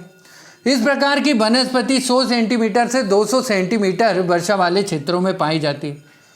फिर है दोस्तों कि उष्ण कटिबंधीय अर्ध पर्णपाती वनस्पति जो है दोस्तों पश्चिमी घाट के पूर्वी ढालों, प्रायद्वीपीय पठार का उत्तरी पूर्वी भाग, शिवालिक में हिमालय के पर्वत पादी पहाड़ियाँ, भाबर तथा तराई क्षेत्र में सम्मिलित है। यहाँ की वनस्पति सदाबहार वनस्पति की भांति ना तो अधिक सघन होती है और ना ही ज़्यादा ऊंचाई वाली होती है। इस प्रकार के वनों में पेड़ों की ऊंचाई 20 से लेकर 40 मीटर तक होती है। ग्रीष्म ऋतु में वृक्षों के द्वारा पत्तियों का त्याग कर देने के कारण ही इन्हें पर्णपाती वनस्पति कहा जाता है, उष्ण कटिबंधीय अर्ध पर्णपाती वनस्पति को। अब दोस्तों देखते हैं हम आगे, तो वाणिज्यिक महत्व के पेड़ों की प्रजातियां सदाबहार वनों से अधिक पाई जाती है। इस प्रकार के वनों में मतलब दोस्तों क्या है, पर्णपाती वन में दोस्तों उष्ण कटिबंधीय अर्ध पर्णपाती वनों में दोस्तों सागवान, साल, चंदन, शीशम, महुआ, हुर्रा, अमलतास, बेत, कुसुम, सेमल तथा बांस आदि इन वनों के प्रमुख वृक्ष हैं। चंदन के वृक्ष मुख्यतः कर्नाटक में पाए जाते हैं। लकड़ी के लिए पेड़ों की अंधाधुंध कटाई से इन वनों का अत्यधिक विनाश हुआ है। फिर है दोस्तों थर्ड क्या है दोस्तों, उष्ण कटिबंधीय शुष्क वनस्पति। तो इस प्रकार की वनस्पति को निम्न 2 वर्गों में विभक्त किया है। पहली है दोस्तों शुष्क पर्णपाती। तो दोस्तों यह वनस्पति शुष्क पर्णपाती वनस्पति दोस्तों 70 से 100 सेंटीमीटर वार्षिक वर्षा प्राप्त करने वाले भागों में पाई जाती है। ये वन भारत के सर्वाधिक विस्तृत भाग में पाए जाते हैं। चलिए दोस्तों अब आगे देखते हैं कि इन प्रदेशों में उत्तर प्रदेश के कुछ भाग, उत्तरी व पश्चिमी मध्य प्रदेश, गुजरात, महाराष्ट्र, आंध्र प्रदेश, कर्नाटक तथा तमिलनाडु के कुछ भाग सम्मिलित हैं। इन क्षेत्रों में शुष्क ऋतु लंबी होती है तथा वर्षा हल्की व 4 महीनों तक सीमित होती है। यहाँ पेड़ लंबी शुष्क ऋतु में अपनी पत्तियाँ गिरा देते हैं। इन वनस्पतियों में वृक्ष सघन न होकर विरल होते हैं एवं पेड़ों के झुरमुटों के मध्य सामान्यतः विस्तृत घास भूमियाँ पाई जाती है। इस कारण ये वन पार्क नुमा भूदृश्य बनाते हैं। इन वृक्षों में तेंदू, पलास, अमलतास, बेल, खेर एवं अक्सल बुड आदि मुख्य वृक्ष हैं। फिर बी पे दोस्तों शुष्क उष्ण कटिबंधीय कटीली वनस्पति। तो दोस्तों ये क्या है, शुष्क उष्णकटिबंधीय कटीली वनस्पति जो है दोस्तों 70 सेंटीमीटर से कम वार्षिक वर्षा प्राप्त करने वाले क्षेत्रों में पाई जाती है। इनमें भारत के उत्तरी व उत्तरी पश्चिमी भाग तथा सह्याद्री के पवन विमुख ढाल सम्मिलित है। यहाँ दूर दूर तक छोटे पेड़ों व झाड़ियों के झुरमुटों के मध्य फैली निम्न किस्म की घास वाली विस्तृत भूमियाँ पाई जाती हैं। बबूल, बेर, खजूर, खेर, नीम, खेजड़ी, नागफनी एवं केक्टस आदि प्रकार की वनस्पति के प्रमुख वृक्ष, कटीले प्रकार के अन्य वृक्ष व झाड़ियाँ यत्र तत्र पाई जाती शुष्क उष्णकटिबंधीय कटीली वनस्पति में। अरावली श्रेणियों में खरगई, बेर और ढाक के वृक्ष बहुतायत में पाए जाते। इस प्रकार की वनस्पतियों अर्थात दोस्तों क्या है, शुष्क उष्णकटिबंधीय कटीली वनस्पति में वृक्षों की अधिकतम ऊंचाई 3 मीटर तक होती है तथा इनकी जड़ें काफ़ी लंबी होती हैं। नागफनी और केक्टस जैसी अर्ध मरुस्थलीय वनस्पति बहुत कम वर्षा वाले क्षेत्रों में पाई जाती है। तो चलिए दोस्तों, यहाँ पे आपको एक डायग्राम दिखाया गया है। डायग्राम दोस्तों क्या है, भारत की प्राकृतिक वनस्पति का वितरण। तो ये मोस्ट इंपॉर्टेंट डायग्राम है दोस्तों। क्या है, एक डायग्राम से आपको सारी चीज़ें समझ में आ जाए कि भारत में कौन सी वनस्पति कहाँ कहाँ पाई जाती है। तो दोस्तों जैसा कि आपको टेबल में दिख रहा होगा दोस्तों कि दोस्तों हम काय से मतलब किससे हम डिनोट करें, तो हरे वाले क्षेत्र को दोस्तों ट्रॉपिकल मॉइस्ट डेसिडियोस अर्थात वन क्षेत्र से दिखा रहे। फिर जैसा कि दोस्तों यहाँ पे दिख रहा होगा, ये क्या है दोस्तों, ट्रॉपिकल वाला क्षेत्र है ना। फिर ये दोस्तों येलो वाला क्षेत्र आपको दिख रहा होगा, ये हो गया, ये हो गया, ये पूरा येलो का क्षेत्र। तो ये ट्रॉपिकल ड्राई क्या है दोस्तों, ये ड्राई मतलब शुष्क वनस्पति है। फिर इसी प्रकार दोस्तों हरा क्षेत्र, तो दोस्तों इसका क्या आप स्क्रीनशॉट ले लेना, मैं आपको स्क्रीनशॉट दे देता हूँ। तो आधे का ले ले, फिर आधे का दिखा दूंगा आपको दोस्तों।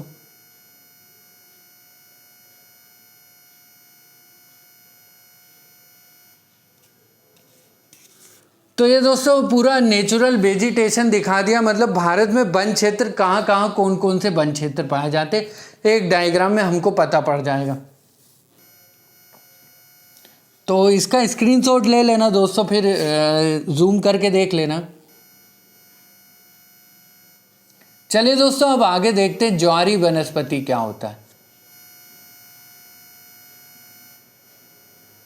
4th नंबर पे ज्वारी वनस्पति। तो ज्वारी वनस्पति मोटे तौर पर सदाबहार वनस्पति का ही एक प्रकार है। इस प्रकार की वनस्पति मुख्य रूप से गंगा, महानदी, गोदावरी तथा कृष्णा नदियों के डेल्टा प्रदेशों में पाई जाती है, जहां ज्वार भाटों व ऊंची समुद्री लहरों के कारण खारे जल का प्रवाह होता रहता है। इस कारण इन्हें मैंग्रोव या दलदली बनी हुई कहा जाता है ज्वारी वनस्पति को। पश्चिम बंगाल के डेल्टा के निचले भाग में ज्वारी वनों का प्रमुख वृक्ष सुंदरी है। यही कारण है कि इन्हें सुंदर वन भी कहा जाता है। ये वन जो दोस्तों ज्वारी वनस्पति वन जो है दोस्तों विश्व के उष्ण कटिबंधीय एवं उपोष्ण कटिबंधीय समुद्र तटों पर स्थित खरी दलदलों, ज्वारी निवेशिकाओं, सक्रिय खाड़ियों, पंख मैदानों और ज्वारंद मुखों में उगते हैं। मैंग्रोव वन मुख्यतः 25 डिग्री उत्तर एवं 25 डिग्री दक्षिणी अक्षांशों के मध्य उष्ण एवं उपोष्ण कटिबंधीय क्षेत्रों में पाए जाते हैं। इनके विकास के लिए आदर्श तापमान, ज्वारी वनस्पति के विकास के लिए आदर्श तापमान 26 से 35 डिग्री सेंटीग्रेड के मध्य होना चाहिए। तो ज्वारी वनों में दोस्तों क्या अनेक लवण साह पौधों की प्रजातियां पाई जाती हैं। ज्वारी वनस्पति आर्थिक दृष्टि से अत्यधिक महत्वपूर्ण है। इनकी लकड़ियों से काष्ठ कोयले का निर्माण होता है। इस प्रकार की वनस्पतियों से टेनिन क्या है दोस्तों, टेनिन और ईंधन की लकड़ी भी प्राप्त होती है। इनके द्वारा समुद्री कटाव को रोकने में सहायता मिलती है। इस कारण ये तटीय पारितंत्र के लिए अत्यधिक महत्वपूर्ण है। भारत में ज्वारी वनस्पति विश्व के कुल मैंग्रोव वनस्पति क्षेत्र, सॉरी दोस्तों फिर से पढ़ता हूँ आपको दोस्तों, भारत में ये वन अर्थात ज्वारी वन विश्व के कुल मैंग्रोव वनस्पति क्षेत्र के लगभग 7% भाग में विस्तृत है।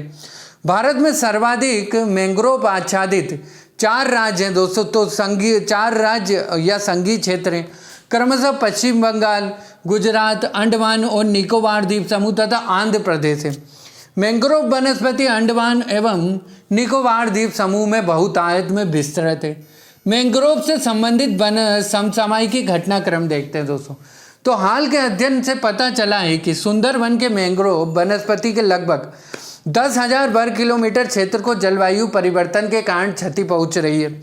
सुंदरवन एक ऐसा ठोस उदाहरण पेश कर रहा है जो यह दिखा रहा है कि पारिस्थितिकी में हो रहे नुकसान का लोगों के साथ साथ आसपास के परिदृश्य पर क्या प्रभाव हो सकते हैं। Mangrove for the future MFF तो बहुउद्देशीय बहुक्षेत्रीय साझेदारी आधारित एक अनूठी पहल है जो तटीय प्रबंधन के हस्तक्षेप के लंबे इतिहास और सुनामी के बाद पुनर्निर्माण और पुनर्वास के दौरान मिले अनुभवों के परिणाम स्वरूप बना है। अब दोस्तों पॉइंट है इसमें कि यह पहल हिंद महासागर के सभी तटीय समुदायों के लिए एक अधिक स्वस्थ, समृद्ध और सुरक्षित भविष्य के लक्ष्य पर आधारित है, जहां सभी सदस्य देश स्थायी तटीय विकास के लिए पारिस्थितिकी तंत्र संरक्षण, निवेश और कार्रवाई को बढ़ावा देने का प्रयास करते हैं। MFF को international union for conservation of nature अर्थात IUCN द्वारा सहयोग दिया जा रहा है। आरंभ में 6 सुनामी प्रभावित देशों अर्थात भारत, इंडोनेशिया, मालदीव, सेशल्स, श्रीलंका और थाईलैंड को शामिल किया गया है। भारत IUCN MFF इनिशिएटिव में भाग लेने के लिए सहमत हो गया। अब देखते हैं दोस्तों पर्वतीय वनस्पति क्या है। 5th नंबर पे पर्वतीय वनस्पति। तो उत्तरी तथा प्रायद्वीपीय पर्वतीय श्रेणियों के तापमान तथा अन्य मौसमी दशाओं में अंतर होने के कारण इन 2 पर्वत समूहों की प्राकृतिक वनस्पति में अंतर पाया जाता था। पर्वतीय वनस्पति को 2 भागों प्रायद्वीपीय पठार की पर्वतीय वनस्पति तथा हिमालयी श्रेणियों की पर्वतीय वनस्पति के रूप में वर्गीकृत किया जा सकता है। तो दोस्तों इसमें ए अर्थात पहला क्या है दोस्तों, प्रायद्वीपीय पठार की पर्वतीय वनस्पति। तो दोस्तों यह जो वनस्पति है प्रायद्वीपीय क्षेत्र में मुख्यतः 3 विशिष्ट क्षेत्रों में विस्तृत है। फर्स्ट है दोस्तों नीलगिरी, सेकंड है पश्चिमी घाट और थर्ड है विंध्याचल। मतलब प्रायद्वीपीय पठार की पर्वतीय वनस्पति कहाँ विस्तृत।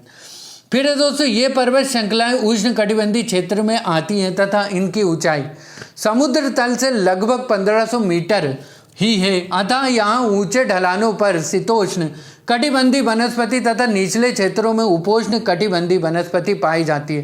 केरल, कर्नाटक तथा तमिलनाडु में पश्चिमी घाट के कम ऊंचाई वाले ढलानों पर उपोष्ण कटिबंधीय वनस्पति मिलती है। इस प्रदेश की वनस्पति की महत्वपूर्ण विशेषताएं निम्न है। क्या क्या विशेषता है प्रायद्वीपीय पठार की पर्वतीय वनस्पति की।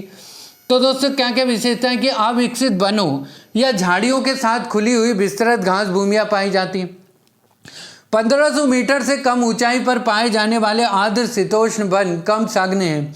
जैसे जैसे ऊंचाई बढ़ती जाती है इन वनों की सघनता बढ़ती जाती है। इन वनों में पेड़ों के नीचे वनस्पति का जाल पाया जाता है जिनमें परपोषी पौधे, काई व बारीक पत्तियों वाले पौधे प्रमुख हैं।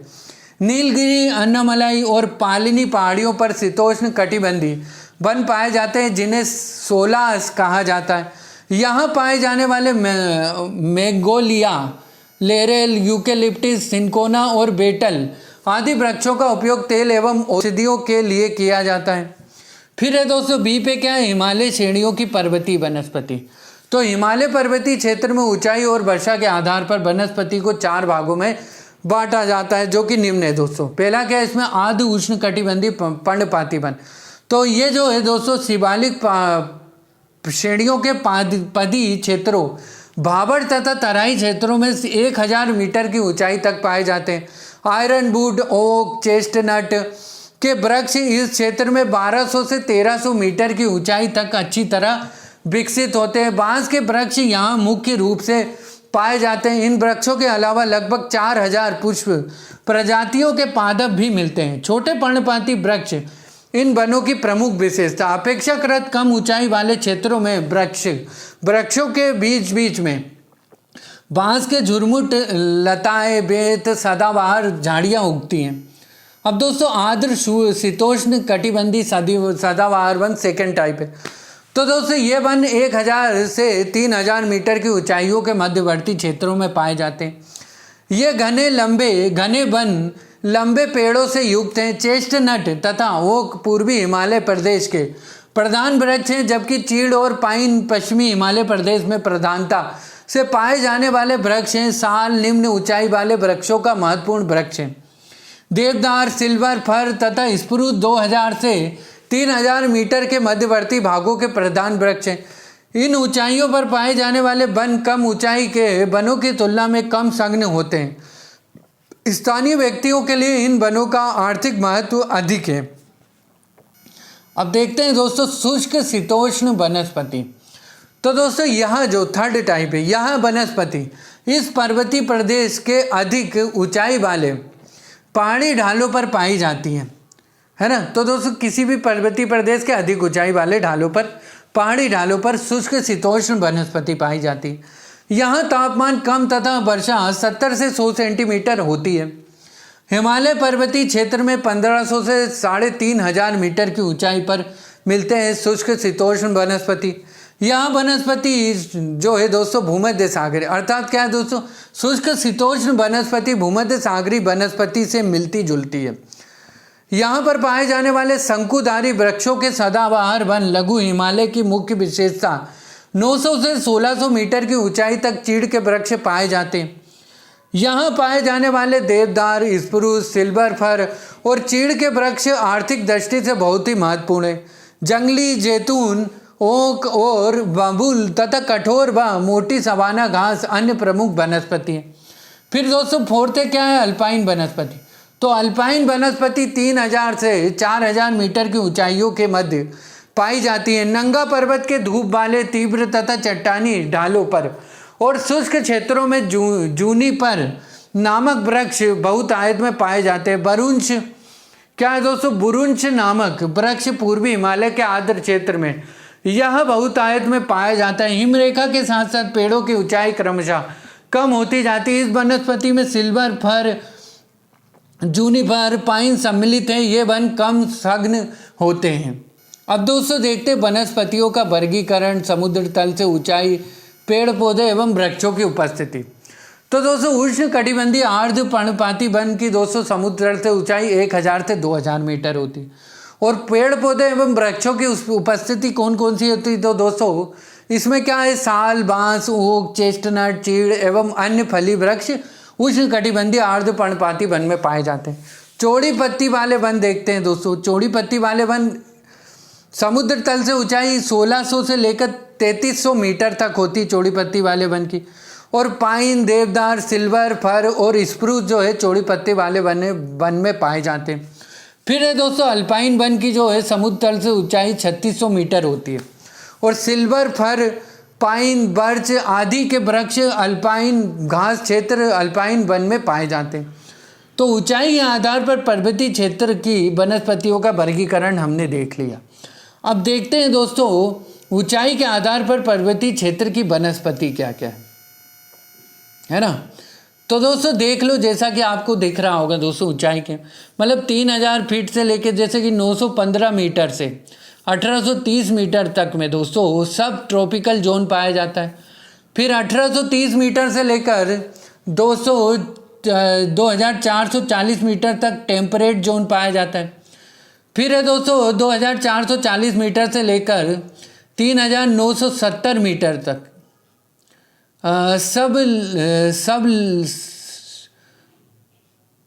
सब अल्पाइन जोन पाया जाता है। फिर दोस्तों 3970 मीटर से लेकर 6000 मीटर तक दोस्तों अल्पाइन जोन पाया जाता है। क्या है दोस्तों 5000 से 6000 मीटर तक अल्पाइन। फिर उसके बाद दोस्तों स्नो लाइन आ जाती है, तो बर्फ गिरती है वहाँ पे। तो दोस्तों फिर आते हैं दोस्तों हम भारत की घास भूमियाँ देखते हैं। तो भारत में 12मासी घास की लगभग 60 प्रजातियां पाई जाती हैं।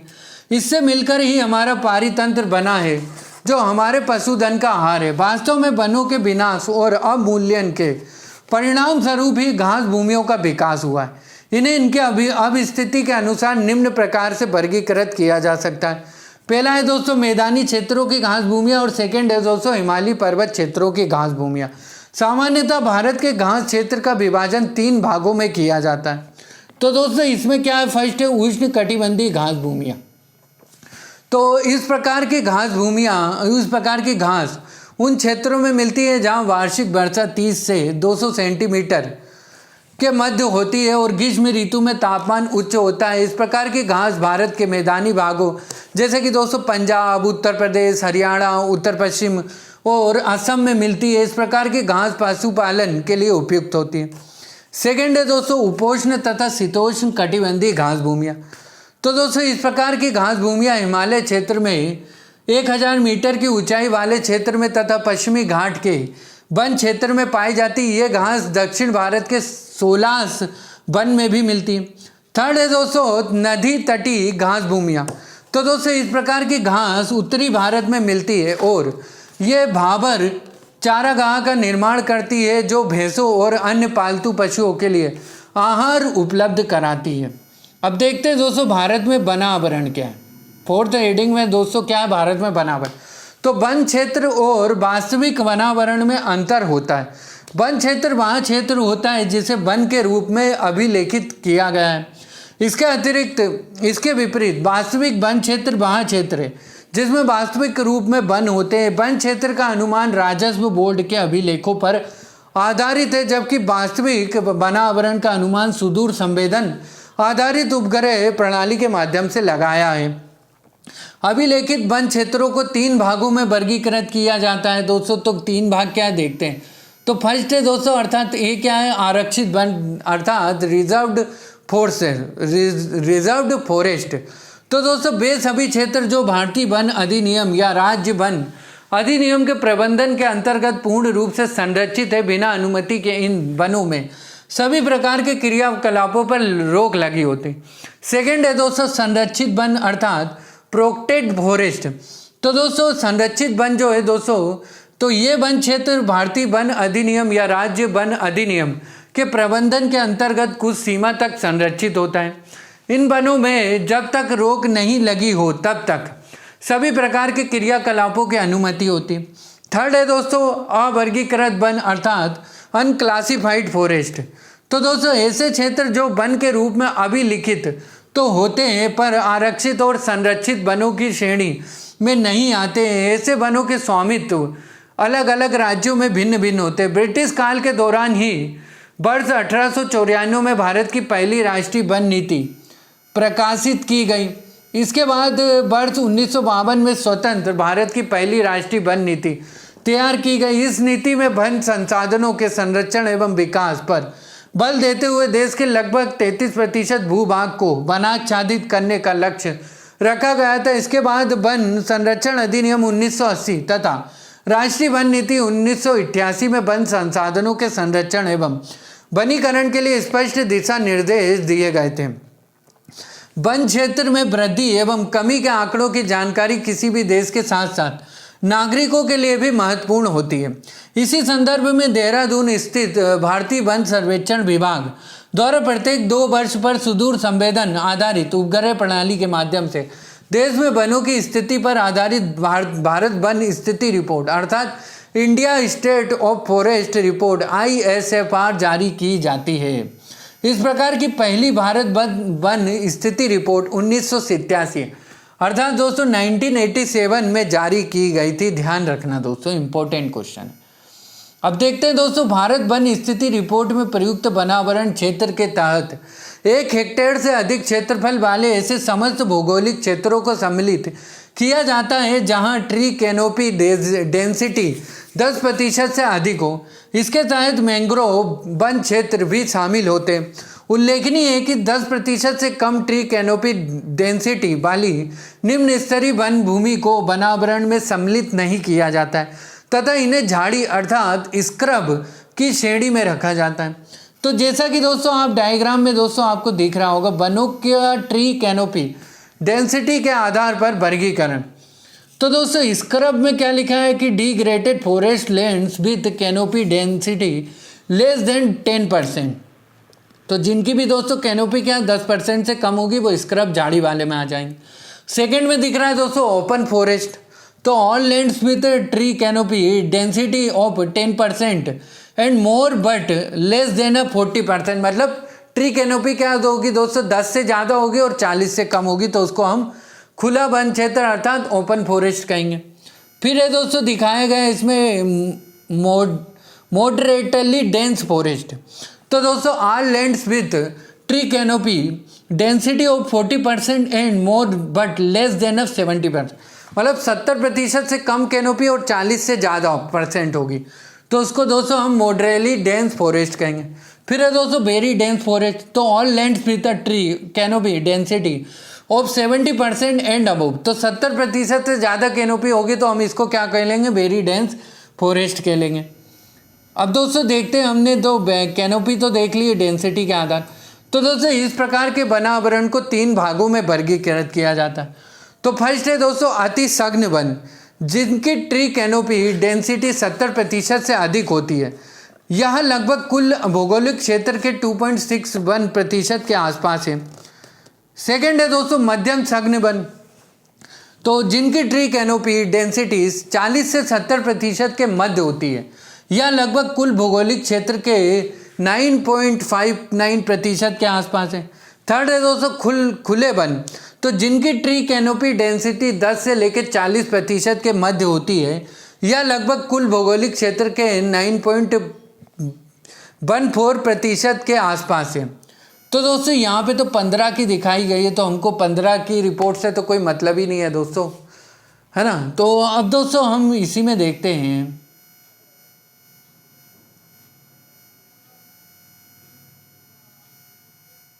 तो दोस्तों मैं आपके लिए भारत वन स्थिति रिपोर्ट 2021 की लेके आऊँगा दोस्तों। तो दोस्तों यहीं पे ये चैप्टर ख़त्म होता है। अब दोस्तों अगला चैप्टर 27 नंबर का दोस्तों चालू करेंगे हम अगली क्लास में दोस्तों। 22 नंबर की क्लास में 27 नंबर का चैप्टर लिखा है दोस्तों 27 नंबर पे, भारत खनिज और ऊर्जा संसाधन। तो इसको दोस्तों हम पढ़ेंगे, भारत खनिज और ऊर्जा संसाधन को देखेंगे दोस्तों। तो लाइक शेयर सब्सक्राइब और कमेंट करते रहना दोस्तों, ज़्यादा से ज़्यादा लोगों को शेयर करना ताकि सभी लोगों तक चीज़ें पहुंच सके। तो दोस्तों ऊपर के आई बटन में मैंने प्लेलिस्ट डाल दी है, प्लेलिस्ट में जाके सारी दोस्तों 20 क्लासेज हो गई हैं, 20 को देख लेना और 21वीं क्लास भी डाल दूंगा तो इनको भी देख लेना। ताकि क्या है दोस्तों, अगर आप डायरेक्ट मतलब 5वीं या 6ठी या 10वीं क्लास पढ़ेंगे तो आपको दोस्तों समझ में नहीं आएगा, इसलिए सारी क्लासों को दोस्तों आपको सिर्फ सुनना है, इससे क्या आपकी लिंक बन जाएगी दोस्तों। तो चलिए दोस्तों मिलते हैं अगली क्लास में। जय हिंद, जय भारत, वंदे मातरम।